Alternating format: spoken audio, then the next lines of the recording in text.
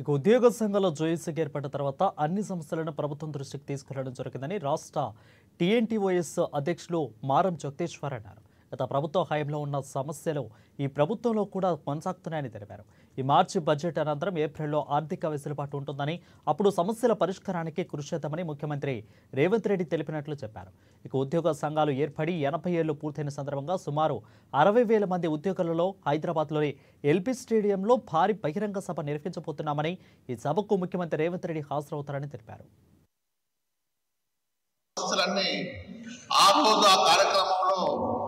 అన్ని నెరవేర్చే బాధ్యతని తీసుకోవాలన్నందుకు తాను స్పందిస్తూ ఎల్బీ స్టేడియంలో దాదాపు 60,000 మంది ఉద్యోగులతో పెద్ద బహిరంగ సభను ఏర్పాటు చేసుకుంటున్నాం 80 సంవత్సరాలైన తర్వాత.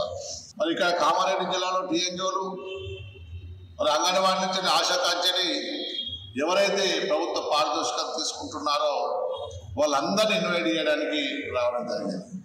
మరి పెద్ద మొత్తంలో దాదాపు 5,000 మంది ఉద్యోగులు తరలి రావాల్సిన బాధ్యతను ఇక్కడ ఉన్న అధ్యక్ష కార్యదర్శులను తీసుకోవాలని. టీఎన్జీఓ సంఘం అంటే మీకు తెలుసు, ఆ రోజు తెలంగాణ ఉద్యమంలో కీలక పాత్ర వహించింది. తెలంగాణ రావడానికి ముఖ్య భూమిక పోషించిన సంఘం టీఎన్జీఓ సంఘం.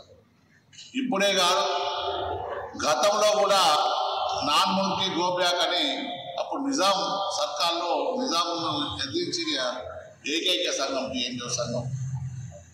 అందుకే నేను కోరుతున్నా, ప్రభుత్వం కూడా మాకు సానుకూలంగా స్పందిస్తుంది. గతంలో చేసిన అన్ని ఒక్కొక్కటిగా నెరవేర్చుకుంటూ వస్తుంది. దాదాపు